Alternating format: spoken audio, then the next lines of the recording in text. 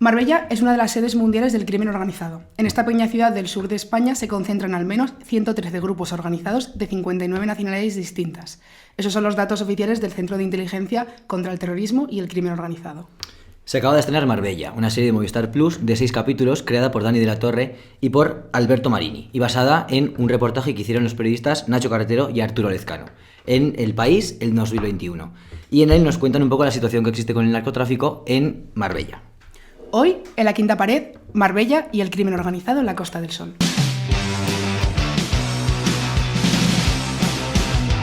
La quinta pared, un podcast de Lucía Eraste. Bueno, como os contamos, Movistar Plus ha creado una nueva serie que se llama Marbella, que nos quiere contar un poco todo el ecosistema que se crea en torno a la ciudad de Marbella, ¿no? A través de su protagonista, un abogado que defiende a los criminales más peligrosos o con más poder de todo Marbella, nos introduce un poco en el mundo de la criminalidad, de los abogados, de la policía y de los jueces corruptos. Sí, la verdad es que viendo la serie hay momentos que son bastante alucinantes hasta el punto de que tú como espectador piensas, bueno, a ver, esto es un poco exagerado, esto no creo que sea así. Pero lo cierto es que, como decíamos, la serie está basada en una investigación periodística que se hizo en El País en el año 2021 y hay muchos personajes de la serie que salen de ese reportaje inicial. Entonces nosotros, al ver la serie, nos surgieron miles de dudas y para resolverlas hemos traído a la quinta pared a los autores de esa investigación, que son también los productores ejecutivos de la serie, Nacho Carretero y Arturo Lezcano. ¿Cómo estáis? Bienvenidos. Muchas gracias por venir. Gracias por invitarnos. Bueno, pues lo primero que queremos hacer es empezar por el principio, ¿no? Como todas las entrevistas. Empezasteis a investigar y a escribir el reportaje en 2020, en verano. Y queremos saber por qué. O sea, ¿qué os llamó la atención de Marbella para empezar o viajar hasta allá y descubrir todo lo que escondía? En realidad era como un poco consecuencia del trabajo previo que habíamos hecho y era como solo faltaba hacer esto. ¿Por qué? Porque en 2018, por mi parte, hice una serie de reportajes para Vanity Fair sobre el Estrecho, sobre todo la zona norte del Estrecho, o sea, la parte española, el campo de Gibraltar y la provincia de Cádiz, sobre todo lo que pasaba allí con el narcotráfico, y las líneas tiraban hacia la Costa del Sol.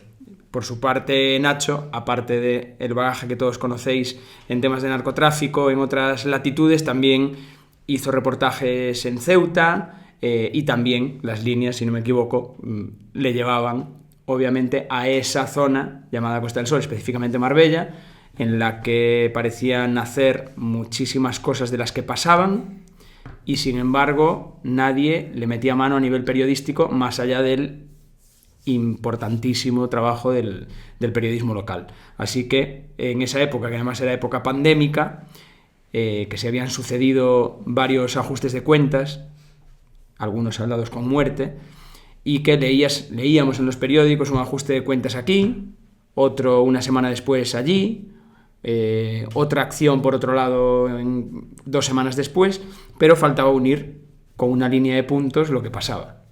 Y entonces nos metimos en pequeñita empresa que fue vamos a contar lo que pasa en Marbella.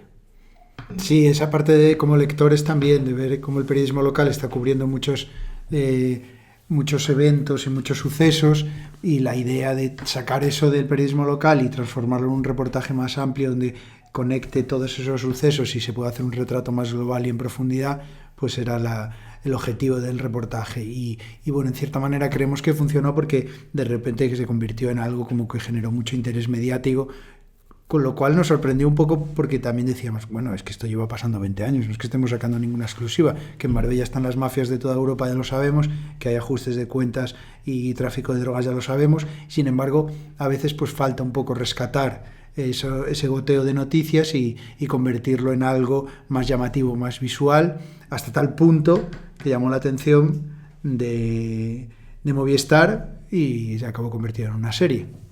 Decías ahora lo de que en realidad ya va pasando 20 años esto y luego hablaremos del tema de la cobertura mediática que bueno, tiene tela, pero es verdad que, bueno, queríamos preguntar antes de nada cuál es el contexto de Marbella, porque yo personalmente viendo la serie, para mí Marbella era un destino vacacional de gente rica o pijos, vaya, y no sabía que todo esto pasaba. Sí que es verdad que en los 90 y los 2000 se relacionó Marbella al tema pues, de los pelotazos urbanísticos, la corrupción y tal, pero no sé si en eso está el origen de lo que Marbella es hoy. Bueno, Marbella sigue siendo un destino turístico para gente con dinero y no tanto dinero. Es un destino turístico predilecto para muchísima gente en Europa, porque Marbella es un sitio donde se pueden pasar unas vacaciones extraordinarias, donde es un lugar perfectamente seguro, y sobre todas las cosas lo que es la Costa del Sol es un gran sitio para irse de vacaciones. Lo que pasa es que hay una pequeña gran cara B, que vive en las sombras, y que nuestra misión como periodistas es poner luz en esas sombras. Y esas sombras están habitadas por las principales mafias de Europa, que se dedican a llevar a cabo sus actividades en un lugar en el que esencialmente viven bien y pasan desapercibidos por el tipo de ecosistema que uno se puede encontrar en la Costa del Sol.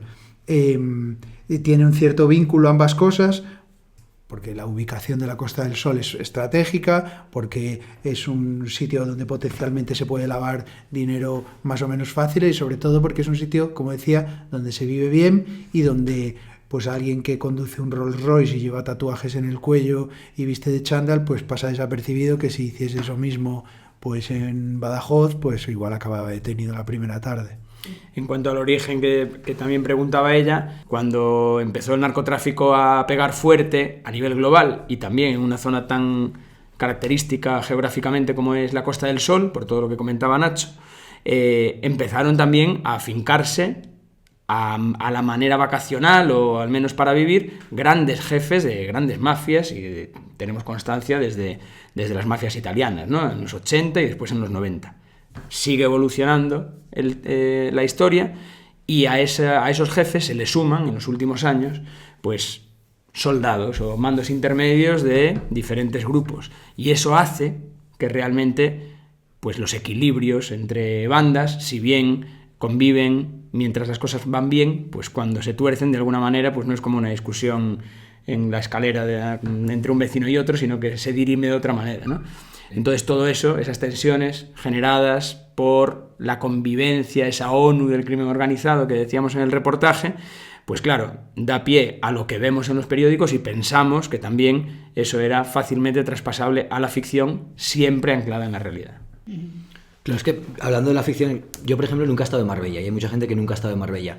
Y leyendo el reportaje o viendo la serie, te das cuenta de todo lo que hay en Marbella. Cuánta gente hay armada, cuánta gente pertenece a una mafia, ves todos los yates, todos los coches. ¿Qué se siente al andar por las calles de Marbella?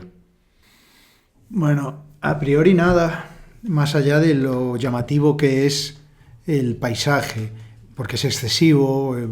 Punta Hortera, Puerto Banús es un sitio que es un artificio, y donde a la mayoría pues no le atrae el plan. Pero no es tan fácil ver todo lo que nosotros planteamos en la serie o explicamos en el reportaje. Insisto, porque Marbella esencialmente es un sitio seguro. Pero cuando uno, y esto suele pasar cuando acudes a los lugares, te da las claves o te enseña a mirar, pues te aparecen unas gafas por las cuales empiezas a ver en otras capas de la realidad. Y ahí sí te puedes ir dando cuenta de detalles, pues de ciertos perfiles que probablemente por cómo van vestidos, o de dónde son originarios, o qué tipo de tatuajes llevan, o qué tipo de coches conducen, pues te pueden hacer sospechar que no son funcionarios de correos, por ejemplo. Entonces empiezas a ver cosas, pero no es un lugar ni mucho menos que produzca temor o veas armas o se genere inseguridad. No, eso no es así en Marbella, y es otra cosa que intentamos reflejar en la serie, que no hay persecuciones en coche con metralletas. No es tan peliculero como... Sí, es como probablemente una de las cosas que tiene la serie, que no es tan, sí, como dices, no es como tan exagerado. Quizás más la realidad es más, ¿no? Este verano veíamos que además está relacionado con un suceso de los últimos días en Francia, que era un tipo con una UCI, una metralleta, un subfusil automático pegando tiros en plena Marbella, así. A veces, pero son cosas puntuales, ¿no? Y sobre todo que es entre ellos, digamos, ¿no? Entonces, son puntuales. Digamos que la policía nos explica que hay mucha más violencia y muchos más ajustes de cuentas de lo que percibimos, pero son bajo cuerda y no suelen trascender. Los que trascienden son los que ocurren de manera pública o los que resultan con un muerto. Que que ocurren de vez en cuando, pero es que de vez en cuando ya es una cantidad de veces bastante intolerable. Entonces, y además que cuando ocurren, pues son muy llamativos, porque lo que decía Arturo, ¿no? Que un tipo baje de un coche con un fusil y empiece a disparar, pues hombre, no es algo muy habitual. Y entonces, estas son las cosas que intentábamos rescatar y reflejar en la serie. Sí, hay violencia, como decía Arturo, es entre ellos, es escondida, pero de vez en cuando brota, y lo que creemos es que cuando brota y se hace visible, pues es como los síntomas de una enfermedad, se evidencia que hay todo un problema detrás, que parece que mientras no lo veamos o no nos perjudique como ciudadanos, pues que tampoco nadie parece dispuesto a confrontar. Intuyo que para hacer un reportaje como el que hicisteis hace falta una documentación muy amplia, y supongo que habréis visto algún cambio en los últimos años en Marbella, o en el narcotráfico o en las mafias. Me refiero en cuanto a mercancía con la que se trafica ahora que antes no se hacía, o nuevas bandas que aparezcan constantemente. Los códigos, hablabais en el reportaje también de que los códigos han cambiado mucho. No sé qué códigos, además era muy paradójico porque como que los mayores se quejaban de que los jóvenes no tenían, como que tenían unos códigos más violentos y como menos respetables. Hay como un poco de clasismo en ese sentido. No sé qué códigos había antes que eran respetables y cuáles hay ahora. El buen criminal y el mal criminal, ¿no? Como sí. Todos son criminales, pero...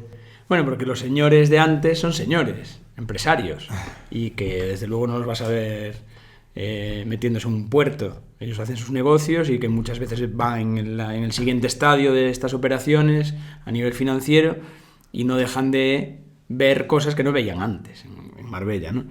Sí han pasado cosas en los últimos años, como decíamos, un poco por esa afluencia mayor,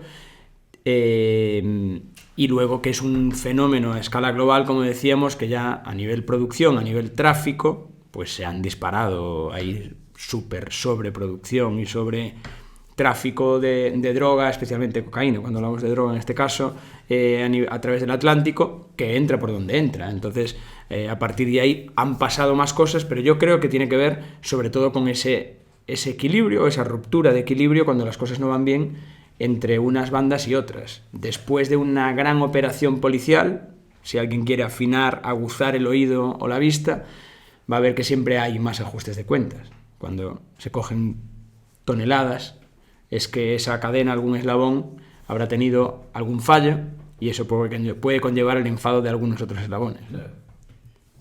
¿Y quién, o sea, hablábamos de los señores empresarios que iban más de traje y en la serie se ve claramente que los de ahora van más, como decías, pues en chándal y con riñoneras?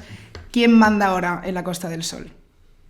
No hay un jefe, no hay una jerarquía establecida. Lo que hay en la Costa del Sol son distintos grupos criminales muy poderosos que en ocasiones tienen que ponerse de acuerdo para llevar a cabo los negocios que tienen que ver en un 99% con el narcotráfico.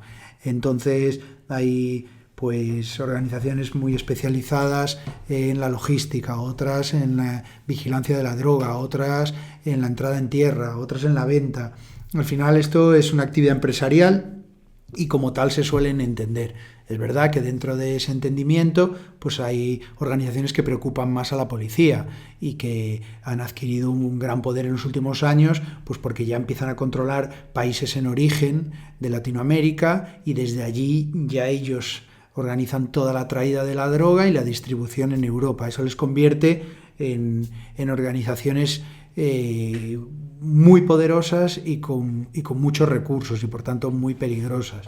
Y algunas de ellas las intentamos reflejar en la serie, pues los clanes balcánicos como la mafia albanesa o la mafia serbia, son siempre preocupaciones de primer orden para la policía.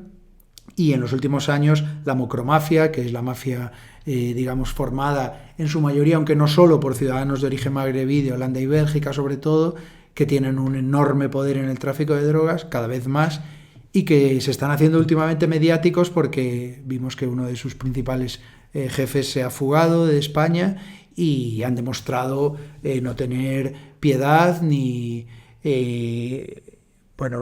ir contra todo y contra todos, y son verdaderamente peligrosos y son una auténtica preocupación para la policía española.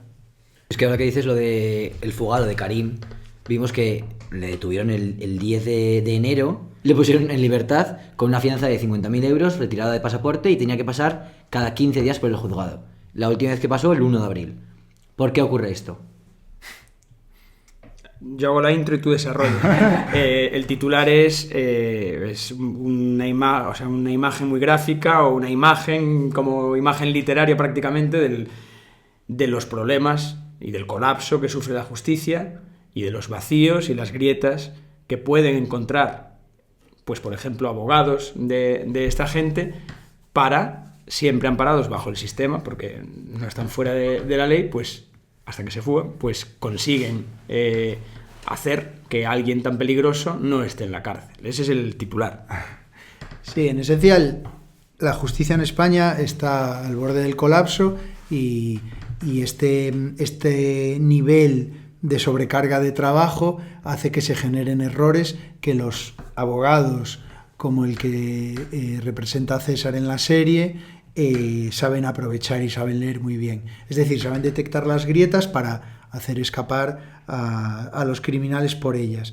Entonces, muchas veces en España se percibe como que el Código Penal es blando, como que la justicia no funciona. Bueno, el Código Penal en esencia es equiparable a cualquier país de Europa, y la justicia sí funciona, pero está saturada. Entonces no puede ser que una audiencia provincial pues lleve 5 casos de desahucio, 6 de divorcio, no sé cuántos casos de civiles, y una macrooperación de tráfico de cocaína con 4 mafias implicadas, porque el juez pues no da. Y entonces ocurren cosas tan absurdas como que el abogado sabe que si envía el fax a la Audiencia Nacional tal día, tal hora, es el cambio de turno, no va a entrar nadie hasta el lunes, es una orden de detención europea, son 50 horas, va a dar tiempo que cuando el lunes llegue el nuevo relevo, aquí no se enteró nadie y el tipo ya se fue. Son cosas que son reales, pero no son muy verosímiles, que si lo pones en una serie dices, ¿cómo va a ocurrir eso? Pero está ocurriendo. Por eso la policía no se cansa de pedir, por favor, que la justicia necesita reformas, necesita más medios, necesita dotarse de herramientas que permitan que no se escapen los malos, porque es muy frustrante para los agentes llevar investigaciones de años y que cuando por fin llega a juicio se escapen, y después que, claro, de cara a la ciudadanía pues es una imagen lamentable. En el caso de este hombre de la macromafia, pues en Holanda se estaban tirando de los pelos porque no se podían creer que se les había escapado uno de los narcos más importantes de Europa. En ese sentido, es verdad que la policía se queja mucho de que, bueno, hay falta de medios y la justicia también, pero hay una frase en la serie que dice César, que dice: si ahora mismo detuviesen a todos los narcotraficantes del mundo, tendríamos una crisis económica peor que la del 29. Con este tipo de titulares, tiende a pensar que tal vez haya intereses más allá de... O sea, quiero decir que igual con el narcotráfico no se acaba porque no se quiere, en vez de porque no se pueda. No sé qué pensáis vosotros. No creo que haya intereses premeditados, pero desde luego el narcotráfico tiene una injerencia enorme en la economía, porque ya no solo que se lave dinero, es que mucho del dinero que sale del narcotráfico, y estamos hablando de cantidades inimaginables, va a parar a empresas que necesitan inversión y liquidez. Muchas empresas de Europa que necesitan liquidez la encuentran en empresarios que están vinculados directa o indirectamente al narcotráfico. El narcotráfico, más allá del tráfico de drogas, tiene todo un espacio enorme que tiene que ver con lo económico y que cada vez es más poderoso. Entonces nos encontramos con empresas muy fuertes y muy potentes que han podido nacer o crecer o llegar a salvarse en un momento determinado gracias al dinero que proviene directa o indirectamente del narcotráfico. Entonces, no es que haya alguien manejando unos hilos que diga, no acabéis con el narcotráfico. Pero desde luego esa frase que pronuncia César en la serie encierra algo que es muy doloroso, pero que es totalmente cierto, y es que ahora el peso del narcotráfico, o mejor dicho, el peso del dinero del narcotráfico en la economía real, en los tejidos industriales, comerciales y empresariales de Europa, es demasiado grande, y eso va generando una dependencia que cada vez es mayor y cada vez más difícil de combatir. Es una gran asignatura pendiente el meter el bisturí y saber hasta qué punto nuestra economía está intervenida por el narcotráfico. Pero tiene solución, entiendo. La tendrá, pero nosotros aquí estamos haciendo diagnósticos, no proponiendo soluciones. Yo creo que ahora que nos habéis puesto un poco en contexto con quiénes son, queremos hablar de cómo funciona el crimen organizado. Es decir, En el reportaje habláis de cómo la cocaína que viene de Brasil y Uruguay viene escondida en el cuero de Paraguay, pero ¿qué otras formas de entrada hay de la mercancía o de la fruta de la que se habla en la serie? Era un poco rebuscada y además tenía que ver con la época de la pandemia. Una manera de decir que hasta un flujo poco habitual, como puede ser el cuero, pues se puede. Pero, a ver, la clásica en los últimos años / décadas, en la entrada de droga por contenedor a puerto, estamos hablando de eso, suele ser fruta, pero por una cuestión lógica, ¿no? Si viene sobre todo de Ecuador y Colombia o de Brasil, pero porque viene por el Amazonas hacia los puertos del nordeste o por vía terrestre a través de Perú, Paraguay y el sur de Brasil, pues lo que más sale de allí es fruta, ¿no? Entonces habréis visto muchísimas veces cuando hay aprehensiones de estas de toneladas, pues se ven piñas, se ven plátanos, es decir, se ven los productos que salen de allí y que pertenecen a una empresa que vende ese producto legal, el tráfico legal, a Europa, ¿no? A partir de ahí hay de todo. Nos hemos encontrado con muchas cosas. No sé si os acordáis hace poco que retuvieron un barco que iba con, no sé si eran 8 o 10.000 cabezas de ganado. No pasó nada, pero lo pararon. Porque había grandes sospechas de que allí hubiera habido pues toneladas de cocaína. Y como esto seguro que hay muchísimas cosas, porque a partir de ahí empieza la inventiva, los submarinos que atraviesan el Atlántico, otros que, igual que las narcolanchas, llegan a cargar en naves nodrizas y bueno, todos los tipos de transporte que puede haber para meter la droga atravesando el Atlántico y llegar a Europa. No solo es patrimonio, obviamente, de los puertos del sur de España, sino que la mayoría de droga que se aprehende, y entendemos que por esa regla de 3 que más llega, está la que no se ve, pues es en los puertos de Amberes y de Rotterdam y también de Hamburgo. Pero ya inmediatamente después pues vienen los puertos españoles. Claro, es que hemos dicho antes en la introducción que podemos encontrar 113 grupos organizados de más de 59 naciones. En Marbella, sí. En Marbella. ¿Cómo se organizan entre ellos? Es decir, ¿hay unos que se encargan de la cocaína, unos de las armas, otros de los coches? ¿O del transporte y la distribución? ¿O entre todos se organizan de alguna manera? No, entre todos no se organizan de ninguna manera. O sea, allí la gente va a Marbella a hacer negocios. El negocio es generalmente la cocaína.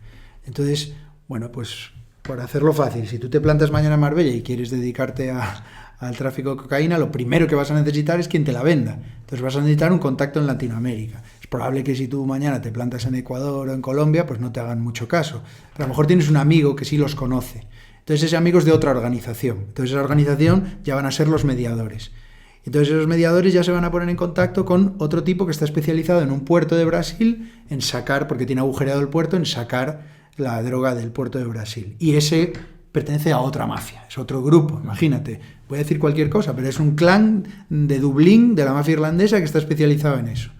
Y de pronto tienes que contactar con unos gallegos, porque lo van a meter por el puerto de Marín, porque a veces dice, vale, te dicen desde Latinoamérica, ya tienes la cocaína, ya tienes la salida, ¿cómo la vas a meter? Y tú, pues no lo sé, a ver, déjame que hable con otro amigo. Entonces hablas con otro amigo en otro restaurante de Marbella y te dice, pues por aquí, yo me encargo. Oye, pues necesito también que me la protejan. Voy a hablar con otro amigo, unos italianos que están especializados en eso. Vale, y compradores tendrás que tener, porque estás haciendo una inversión que te cagas. Entonces empiezas a buscar compradores y ahí puedes hablar con unos tipos de Liverpool, o con unos polacos, o con unos búlgaros que están buscando cocaína, o con unos chicos marselleses que te la van a recoger y se la van a llevar. Entonces, en todo este proceso, que es la búsqueda de negocio, pues os habéis juntado 6, 7 bandas criminales de distintos países con un fin común y habéis llegado a un acuerdo empresarial para repartiros. Lo que decía Arturo al principio, si en ese momento en la cadena falla algo y la policía captura eso, pues entonces vos vais a empezar a pedir explicaciones ahí. Sobre todo el que va a pedir explicaciones es el inversor. Y entonces ahí se producen los desajustes. Esa es la coordinación que hay. La coordinación que hay es para hacer negocios. Cuando se descoordinan llega la violencia, pero no hay un gran jefe que coordina a los grupos y todo el tráfico. En el tráfico de droga está, pues hay quien mete 1 tonelada al año, hay quien mete unos kilos y hay grandes señores de la droga que tienen redes de empresas tremendas y que meten decenas de toneladas cada año y viven en sitios que ni siquiera son Marbella. Con lo cual, digamos que hay un paisaje que es complejo, no es fácil de estructurar y que no está claramente jerarquizado. Claro, o sea, son una colaboración entre todos por un beneficio mutuo, ¿no? Que es el negocio, pero seguro que hay alguna banda o alguna mafia que estén a hostia siempre o que no se soporten. Bueno, más que eso, que también puede plantearse por temas de incluso rivalidad nacional o nacionalista, la realidad es que donde puede haber un desequilibrio severo, porque una cosa es perder la mercancía o tal, no, la realidad es que puede haber problemas serios cuando hay lo que se llama un vuelco, que es el robo de la mercancía por parte de un grupo a otro grupo. Eso rompe la cadena trófica, iba a decir, para seguir el tema, pues la rompe de una manera brutal. Y claro, ahí es, como dices tú, empieza la pelea y es lo que lleva a veces a guerras y a veces lleva a esos ajustes de cuentas o incluso muertes, normalmente en otros sitios más alejados de Marbella y fuera de España, y que son el rastro de sangre, en este caso, que siguen las policías de élite y de grupo especializado de combate al narcotráfico, tanto en España en combinación con otros países, para intentar lograr desarticular eso que llaman dragones, ¿no? Descabezar un poco los dragones. Pero sí, tu pregunta es quién es más peligroso o quién tira más. ¿Quién se pelea más, no?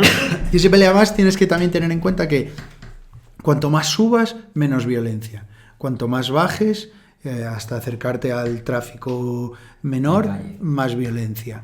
Y por responderte más claramente, es más peligrosa una banda de un barrio de Marsella que a lo mejor mueve muchísimos menos kilos que un gran mafioso calabrés que se dedica, sobre todas las cosas, a invertir dinero en grandes empresas, y te vas a encontrar que hay muchos más muertos, más violencia y más armas en esta banda marsellesa, que comparado con el volumen de negocio de un señor de la mafia, no es nada, y sin embargo, a lo mejor ese tipo no quiere violencia y la quiere lejos, y si la tiene que ejecutar será en la discreción absoluta. Entonces, donde se produce mayor violencia, o qué grupos, si lo que estamos hablando es de violencia y por tanto de alarma social y de inseguridad social, pues siempre van a ser grupos más pequeños, más desorganizados, más jóvenes, que vienen de un barrio de Marsella, de Lyon, de París o de Ámsterdam e intentan pillar 20 kilos y subirlos para allí, y como se cruce alguien en su camino, van a empezar a tiros. Que un gran señor de la droga, que puede venir de vez en cuando a Marbella, otro tiempo vive en Dubái y otro tiempo en no sé dónde, y está metiendo a lo mejor pues cientos de toneladas cada año en Europa.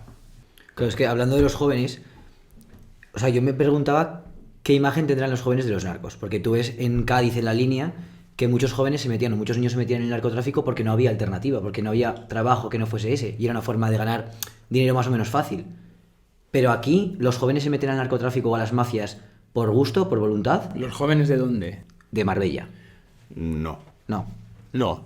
De hecho, es tan loco, podríamos pensar, que claro, Marbella, que es una ciudad, como decíamos, que además adoramos, a estas alturas todavía más, es una ciudad media española de 150.000 habitantes, que ha crecido mucho precisamente por dar servicio a la ingente cantidad de urbanizaciones y gente con dinero que vive en toda la Costa del Sol, y que es la cabecera de una comarca con un PIB muy fuerte y con una pujanza económica fuerte.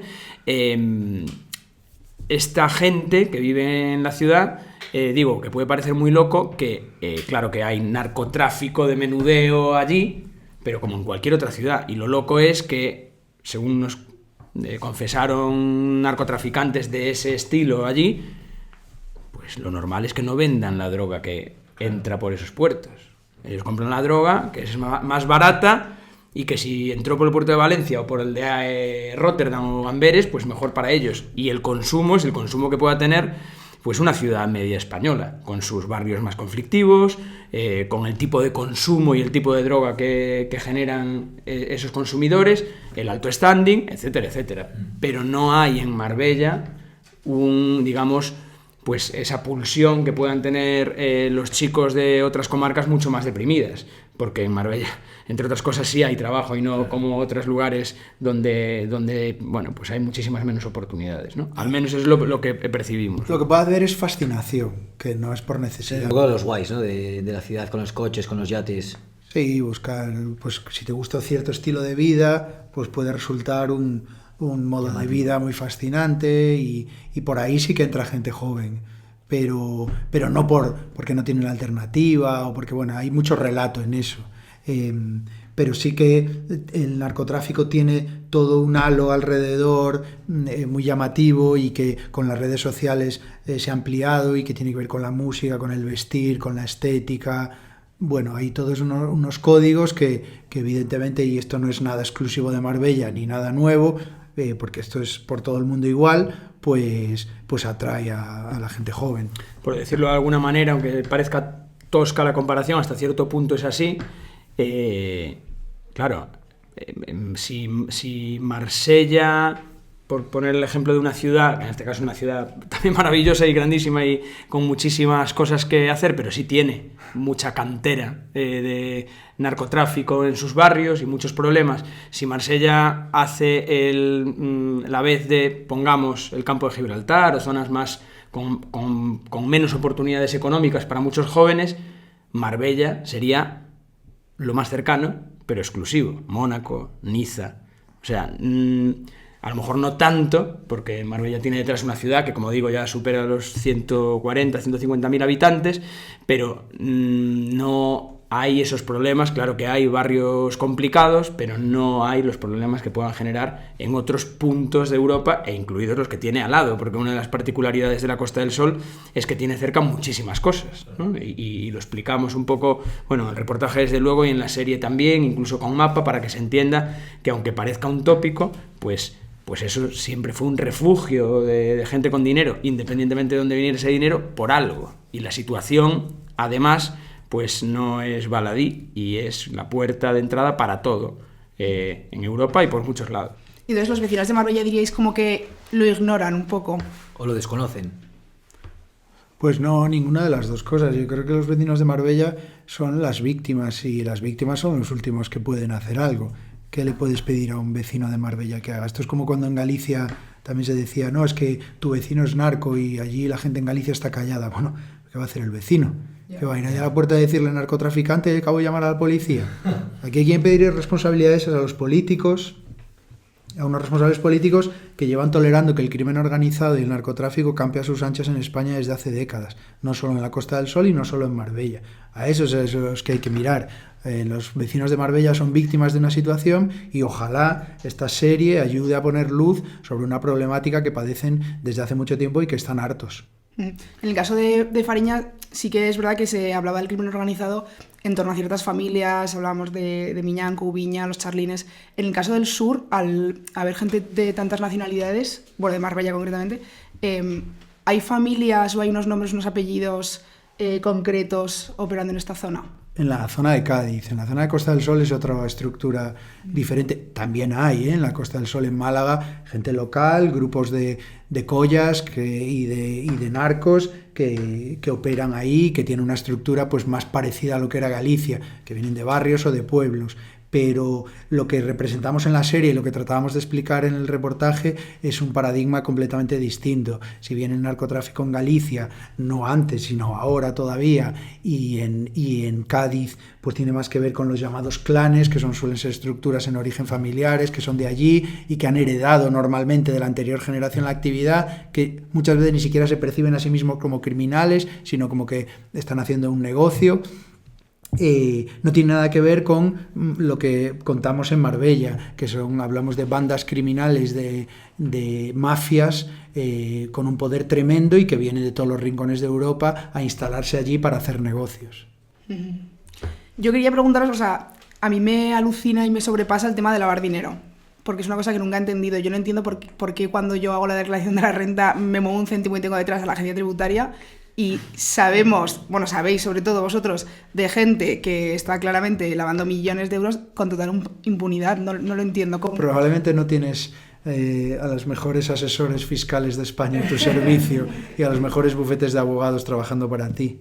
Estos hombres son narcos, pero son empresarios, tienen muchísimo dinero y están blindados y protegidos de una manera tremenda. Entonces no es tan fácil. Pues conocemos a la Guardia Civil y a Policía Nacional que trabajan intentando ir detrás de estas actividades, pero es complejísimo, eso es ingeniería fiscal, se nos escapa absolutamente, son investigaciones que pueden llevar años. Entonces es de una complejidad tan grande que tal vez es la complejidad la que explique un poco lo que la incomprensión que tú mostrabas y mostramos todos es por qué no se les pilla más a menudo. Sí, pero es que, claro, es la famosa frase odiosa, pero que en este caso viene al pelo, que es el dinero llama dinero. Si tú tienes la capacidad de invertir, pon los millones que quieras, en una actividad legal dentro del mercado X, en esa actividad vas a poder colar cosas con origen que está sin lavar y que automáticamente por esa inversión y por esa actividad logra pasar a la actividad legal. Y en ese momento ya no hay nada que hacer. Nos decía un guardia civil en su día una frase muy explicativa que es hay narcos o gente, pero bueno, sobre todo narcos que no lo saben, que piensan que son ricos porque tienen esta habitación llena de dinero y son pobres, porque no saben que ese dinero lo tienen que traspasar a lo blanco, que se suele llamar, mal llamado, ¿no? En el momento en que eso aparece o en un banco o en un bien, ya han ganado. Y hay múltiples formas. Claro que va a ser más difícil si un autónomo intenta colar un ticket que no le corresponde de gastos, porque todos lo sufrimos, pero porque es así. No tiene más explicación que esa, y por supuesto esa súper complejidad, eso que siempre se dice, los entramados, los tejidos empresariales. Bueno, las grandes operaciones de aprehensión de drogas siempre conllevan un último estadio, que es el más difícil y que es el que aparece después de que aparecen las notas de prensa, las felicitaciones e incluso las medallas, que es, ok, hasta aquí se les ha metido mano porque se les ha cogido con droga. Y eso lleva, por las escuchas, por los registros y demás, a un atentado, a un delito contra la salud pública. Pero detrás de todo eso hay delitos de malversación de capitales, de todo lo que conlleva el lavado de dinero, que es ese último estadio al que llegan los investigadores, a veces ya cuando ya llevan años siguiéndolos para conseguir atraparlos con la droga, y es sin duda, siempre lo dicen, la parte más difícil. Muy, muy, muy difícil. No tenemos una respuesta clara a eso, sino que seguramente pues atienda a esa capacidad siempre de inversión y que en la inversión se cuelen formas de lavar. Y actualmente, en el siglo XXI, pues más maneras desde criptomonedas y cosas que explicamos en el reportaje y que son absolutamente reales, según nos cuentan. Claro. Relacionado un poco con lo que decíais antes de la responsabilidad que tienen las instituciones de solucionar esto, vemos que en la serie que hay muchas profesiones involucradas, desde abogados, policías, fiscales. ¿Podemos hablar de que en Marbella en concreto, o en la Costa del Sol, es una forma de crimen institucionalizado? No, bueno, yo no diría tanto, porque cuando el crimen está institucionalizado estamos hablando de que la mafia ha entrado en las instituciones, pues como vemos a veces que ocurre en Italia, que tienen que intervenir ayuntamientos porque están controlados por la mafia. Y se necesita una legislación y una actuación específica para eso, porque cuando tú tienes una mafia, entendemos mafia como un grupo criminal que controla instituciones. Entonces ya es un contraestado o una contraadministración, y es un problema de raíz que es muy difícil de extirpar. Y en la Costa del Sol no nos consta que haya un contrapoder criminal, lo que hay es veneno. Y el veneno llega, y hemos visto noticias que hacen referencia a la alcaldesa de Marbella y a su hijo, y hemos visto concejales, y eso tiene que ver con conexiones, que pueden ser por soborno, por negocios, por lo que sea. Claro que hay corrupción política, institucional, policial, por desgracia, porque al final esta gente tiene mucho dinero y cuanta más gente tenga en connivencia, pues más fácil para los negocios. Pero una cosa es que tener esos tentáculos y otra ya tener el control de instituciones, que se empieza por algún sitio. Quiero decir, si tú empiezas a controlar cada vez más espacios institucionales, ¿por qué no el día de mañana van a poder llegar a controlar administraciones enteras? Bueno, podría llegar, sobre todo si permanece la inacción contra eso.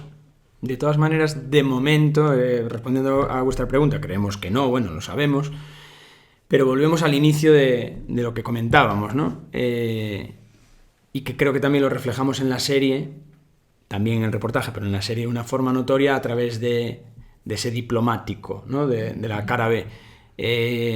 A las organizaciones desde siempre les conviene que haya paz y, aunque parezca también poco real lo que voy a decir, perfil bajo, porque da igual que lleves un Ferrari en Marbella que eres perfil bajo igual. Lo que importa es eso. No creo que estén, la mayoría de bandas al menos, interesadas en penetrar en el tejido institucional español. Si total, eso entra por ahí, sale, hacen su negocio. Muchas veces Marbella solo es el punto de negocio entre ellos para otras cosas que se hacen cerca, pero no específicamente allí. Y por eso, y lo dice Claudio, personaje Claudio en la serie, pues dice que en Marbella esto no va así. Esto nos sentamos a hablar y trabajamos. Pero ahora que dices lo de perfil bajo me llama la atención porque una de las cosas que nosotros hemos hablado mucho que no entendemos, tanto a la hora de hacer el reportaje como con la serie, el protagonista está claramente inspirado en el abogado en Ricardo Álvarez Osorio, y yo no entiendo qué interés tiene este abogado o qué interés pueden tener las personas que hablaron con vosotros en que se hable de ellos, porque eso no es muy de perfil bajo, ¿no? Lo de hablar con periodistas, permitir que se haga una serie, involucrarte tanto. Bueno, pero el abogado Ricardo Álvarez Osorio que nos ayuda en la serie no ha hecho nada ilegal nunca. Él hace su trabajo. Él hace su trabajo y nos lo cuenta, y de hecho muy generosamente nos ayuda a construir un personaje que sí pasa la ilegalidad.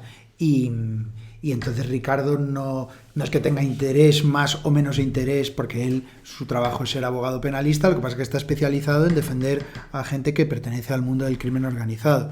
Y entonces su experiencia nos ayuda a construir un personaje que sí se mete en el lado ilegal. Y el resto de fuentes no es una cuestión de interés. Desde luego, cuando tú vas y les dices que quieres hacer un reportaje, pues hay muchísima más resistencia a hablar que si dices que estás haciendo una serie, una película, porque eso ya les genera una especie de curiosidad, de fascinación, les relaja y les hace hablar más. Entonces, bueno, también tienes que aprovechar esas cosas para ir cogiendo todo el material que puedas.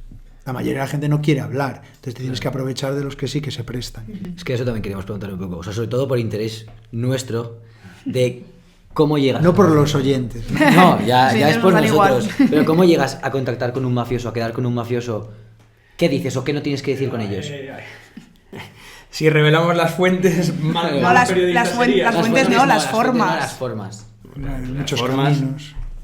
Picar mucha piedra, trabajar los accesos como en cualquier cosa. O sea, esto lo comentamos mil veces, es que puede parecer más peliculero justamente, ¿no? En este caso, pero es lo mismo que generar accesos para cualquier otro tipo de periodismo o de reporterismo, si lo quieres así, pero vamos, no veo que haya ni un ápice de más mérito en esto que en cualquier otro. Me da igual el periodismo deportivo, económico o, por supuesto, el reporterismo local a todo nivel, aunque sea en la última aldea de Galicia, donde seguramente haya historias impresionantes, y las hay, y hay grandes periodistas que muchas veces no se les hace caso porque es muy pequeño y es algo que no tiene pues el foco mediático que pueda generar, o el glamour, o lo que sea.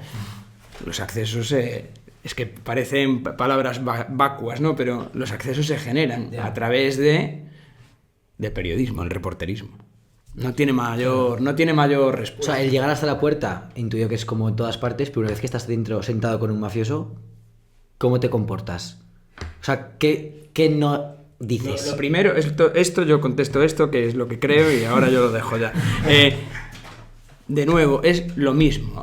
Yo viví muchos años en Latinoamérica y estaba con lo que allí llaman narcos, que no, pues especialmente en Sudamérica, ¿no? En Brasil, en Argentina, en Uruguay, pero sobre todo los narcotraficantes brasileños, que es una cosa de favela, ¿no? Sí. Que tienen muchísimo poder de fuego, muchísima violencia, todo lo demás, pero llegar a eso, que a mí me costó un riñón y parte del otro para hacer reportajes allí, yo creo que era la misma sensación que en Marbella o con cualquier otra cosa, que es, o en cualquier a cosa de la vida, pero si están en el lado B todavía más, que es respeto. O sea, no juzgarlos, simplemente escucharlos.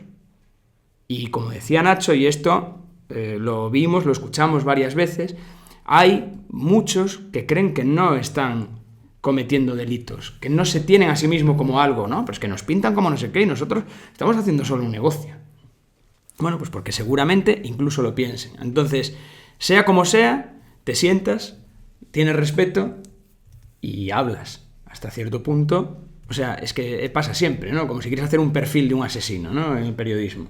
Esto siempre lo dice Leila Guerriero, ¿no? Y la famosa frase, no hay que hacer de la víctima un victimario, como dicen allá, o viceversa. No son víctimas ni verdugos, son personas que tienen sus motivaciones, sus contradicciones, sus sentimientos.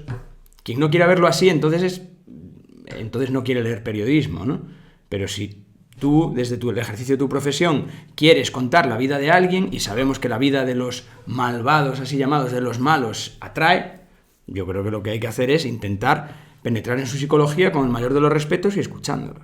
No sé qué opina usted. Sí, lo mismo. ¿Habéis sentido miedo a alguna situación un poco tensa que digas, uff? Bueno, si van desde el respeto. No, pero siempre vas desde el respeto, pero se te puede torcer, ¿no? Sí. No. O sea, siempre puedes tener una palabra que... No, nunca nos ocurrió nada. Pues ya, a veces pues son situaciones de inquietud, porque es gente peligrosa, porque notas que está la otra persona tensa. Otras veces, en cambio, pues es una persona que de repente te encuentras con que lo hace agradable o que es fácil, que tiene conversación. Muchas veces te sorprende que ellos mismos a veces tienen muchas ganas de hablar, de contar, porque no hablan con nadie de esto, entonces que se les hincha el ego, ¿no? Y de repente empiezan a alargar ahí. Sobre todo, ya te digo, cuando tiene que ver con el tema de la serie, pues ya, bueno, pues no va a salir en un medio de comunicación, sino que va a inspirar unos personajes de ficción. Y ahí se les calienta la boca. Pero sí, nunca hemos tenido menos trabajando en esto, en este proyecto, nunca hemos tenido una situación peligrosa. Pues sí que hay gente que te impone respeto y sabes lo que han hecho, y entonces es intimidante estar ahí, pero nunca hemos tenido una situación de tensión. Ahora que decías esto de que la ficción les llama la atención, vosotros como periodistas que hacéis ficción, ¿qué papel creéis que juega la ficción a la hora de hacer periodismo? O sea, ¿creéis que realmente este podcast va un poco de eso? Hablamos de las realidades detrás de la ficción. ¿Y creéis que es una forma más útil o más sencilla igual de abarcar algunos temas? ¿Creéis que la serie de Marbella hace una descripción verosímil o real de lo que está pasando? Creo que la ficción ayuda al periodismo. De la misma manera que el periodismo ayuda a alimentar unas historias de ficción que quieren y pretenden estar basadas en la realidad, como es Marbella, creemos que una historia periodística que adquiere otros formatos, como puede ser una serie, crece y llega a otros escenarios que no llegan desde un reportaje, por ejemplo. Entonces, eso siempre permite poner mucha más luz y que tenga mucho más eco una historia. En este caso, el crimen organizado en Marbella tiene un reportaje que funciona muy bien y de pronto tiene una serie. Y estamos llegando a gente que no conocía el reportaje y que no lee reportajes. Y esto es algo positivo, porque conocen ya una realidad, aunque sea a través de una historia de ficción. Dicho esto, lo que hay que es tener claro que la ficción, por más que esté basada en la realidad, no es periodismo. Y quien pida cuentas periodísticas a la serie se equivoca. Es una serie de ficción. Las cuentas habrá que pedírselas al reportaje y por lo tanto a nosotros. Y esa línea... Ventanilla 2, pero es lo mismo, es la misma. Abrimos una, cerramos otra. Claro, ventanilla... La línea es clara y creo que en ambos sitios de la línea se produce una suma que al final acaba beneficiando a la historia real, que es el periodismo. Bueno, y además esta serie es una simbiosis que es muy curiosa, ¿no? La del periodismo y la ficción, porque yendo a la serie, que creo que es lo que importa, en este caso, y con un acierto, obviamente, y con la generosidad que ya hemos dicho muchas veces que tuvieron Daniel de la Torre y Beto Marini, pues se encontró una fórmula que creemos que funciona muy bien para informar al espectador y que el espectador aprenda o después de ver la serie, sepa realmente lo que pasa en Marbella, más allá de una trama de ficción, que es la ruptura de la cuarta pared, así que la quinta sería la siguiente, no sé si es el techo. Y toda la información que da el protagonista a través de eso, también a través de recursos gráficos en el primer episodio, a nosotros nos llena de satisfacción, porque... Y de orgullo. Y de orgullo, querida. Nos llena de verdad, porque es que pocas veces lo habíamos visto en España, y entonces pues creemos que es un camino súper interesante para explorar. Y que se está explorando bastante ahora, la verdad, así que... Yo es que todo el rato pensando en profesionales, en comunicación, en periodismo, me viene todo el rato a la cabeza si, así como la corrupción ha llegado a otros sitios, a medios de comunicación y periodistas en Marbella también. Que sepamos, no. Pero quiero decir, es como, ¿no?, como corrupción en cualquier otro lugar, creo yo. Más allá de que, evidentemente, pues existirán periodistas y medios, como en todas partes, que trabajan para hacer propaganda, no periodismo, pero eso no es algo exclusivo de Marbella. ¿Vosotros no os habéis encontrado ningún problema con Movistar haciendo bueno, claro, lo contaríais aquí, con Movistar haciendo la serie, ni con El País? Nos hemos encontrado un problema ahora con la serie que de repente nos hemos encontrado con que hay gente por redes sociales diciendo que ensucia la imagen de Marbella y que... Te iba a preguntar por eso porque te he visto muy insistente en lo de que Marbella es un lugar maravilloso, sí, para ir de vacaciones. No lo digo por eso, porque ya lo digo desde el principio, porque es verdad, porque me parece muy injusto como esa crítica, ¿no? Es como... Es una crítica que perpetúa lo que ha sido un gran problema en España, que es poner nuestras miserias en un cajón bajo llave como si fueran un tabú y no poder hablar de ellas. Y si en Marbella hay un problema de criminalidad organizada, lo último que necesitan los vecinos de Marbella es ocultar eso. Entonces, al final, ¿quién se va a quejar de Marbella? Pues no el vecino de a pie que está harto de eso. Quien se va a quejar es pues, o una élite o un responsable político que después va a criticar la serie. Y empezaron a extender un bulo diciendo que, claro, que había sido rodada en Canarias porque Canarias había metido dinero para financiar la serie para competir contra Marbella como destino turístico. ¿Y eso quién lo dijo? Eso es una idea absolutamente desquiciada, un bulo que empezó a correr y que nació en un portal digital de Marbella que trabaja haciendo propaganda, que no tiene sentido, pero que ejemplifica muy bien hasta dónde pues te puedes encontrar problemas que no tienen ni mayor importancia, pero que provienen de cosas muy localizadas que siempre son las mismas, que son normalmente los que llevan años mirando para otro lado, los que pueden hacer y no hacen, y no la gente común que padece estos problemas. Entonces, tampoco es nada nuevo.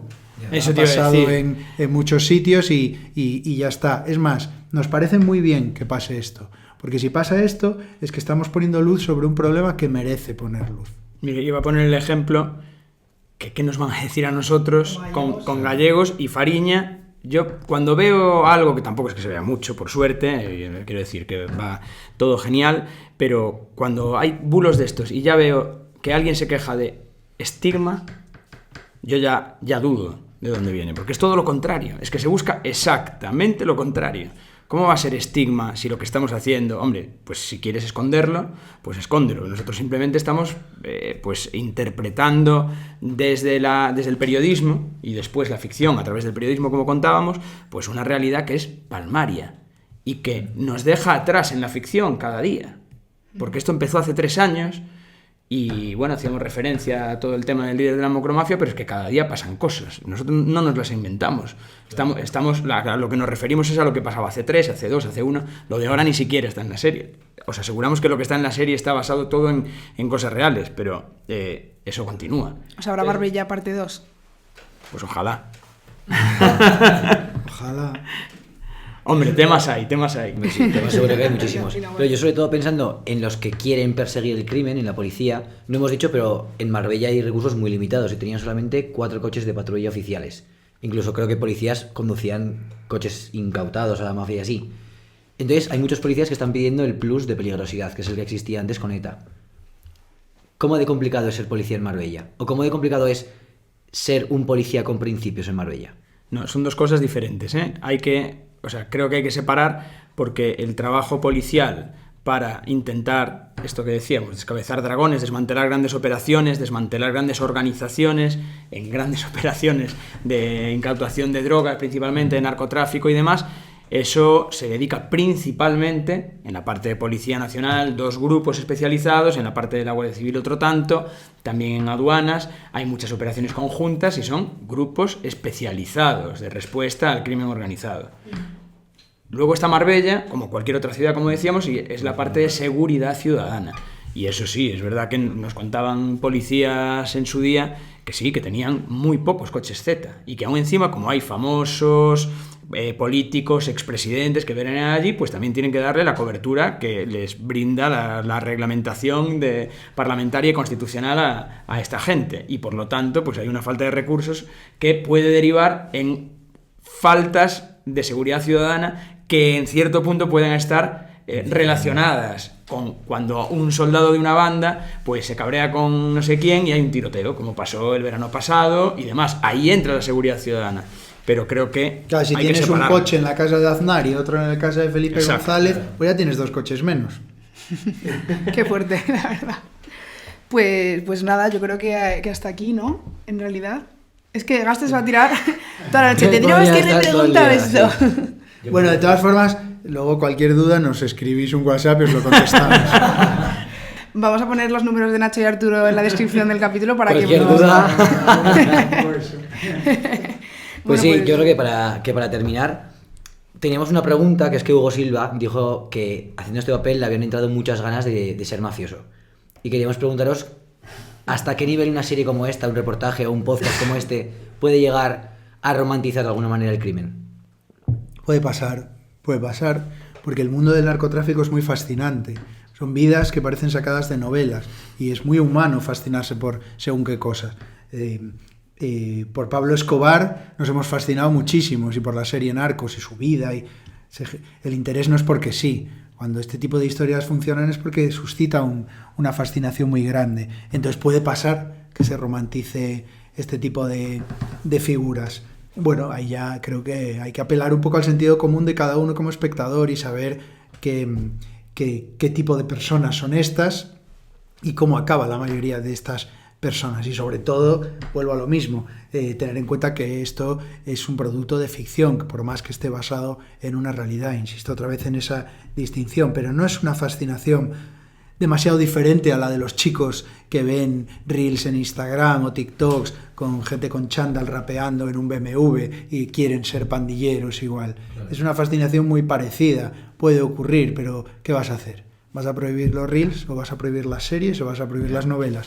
Pues no, es evidentemente el problema, vamos a ponerlo así, de la fascinación siempre está ahí cuando se hace ficción con estos temas, pero creo que el foco de responsabilidad no está en un producto de ficción, está en quien lo consume. Pues yo creo que eso es todo. Eso. Sobre todo pues, Muchísimas agradeceros gracias. muchísimo Sí. haber venido y hablar con nosotros porque ya hemos dicho que estaríamos aquí 3 horas hablando de esto. Sí. Pero eso, muchísimas Y a la gracias. gente de Movistar por hacerlo tan fácil, que Es verdad. nos han tratado muy bien. Siempre. Sí. Así que muchas gracias. Y hay que ver todo el mundo a ver Marbella. Todo el mundo. Importantísimo. Gracias. Muchas gracias a vosotros, un placer.